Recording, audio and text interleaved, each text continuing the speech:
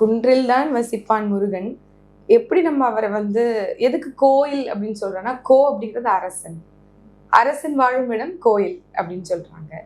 அப்படி முருகன் முப்பாட்டுன்னு நாங்க சொல்லி எங்களுடைய கொள்கை முழக்கங்களை சொல்லிட்டு குறிப்பா அதற்கான காரணம் என்ன அப்படின்னு சொல்லி பார்த்தீங்க அப்படின்னா, தமிழ் மீட்சி அப்படிங்கிறத எங்களுடைய கொள்கையில நம்ம வகுத்திருக்கோம்.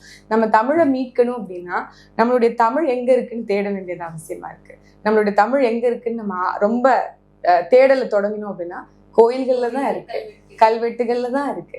அப்ப அதை நம்ம முதல்ல மீட்டெடுக்கணும். ஆனால் எப்போது ஆரிய வருகை வருதோ அதற்கு பிறகு இந்த கோயில்கள் எல்லாம் சமஸ்கிருதமாக்கப்படுது, பிராமணியமாக்கப்படுது, பிராமணியத்துவமாக மாற்றப்படுது, ஆரியமாக நமக்கு தெரியுது. அப்போ அதை திருப்பி மீட்டுருவாக்கம் செய்யணும் அப்படின்னா, தமிழ் மீட்சியுரை செய்யணும் அப்படின்னா, நம்ம கோவில்ல இருக்கக்கூடிய இந்த நம்மளுடைய எழுத்துக்களையும் சரி, நம்மளுடைய வழிபாடுகளையும் சரி, அது முழுக்க முழுக்க ஆய்வு செய்ய வேண்டிய ஒரு அவசியம் ஏற்படுது. அப்படி நாங்க பார்க்கும்போது முருகனை நாங்கள் முப்பாட்டன் என்று சொல்கிறோம், எங்களுடைய மூதாதை என்று சொல்கிறோம்.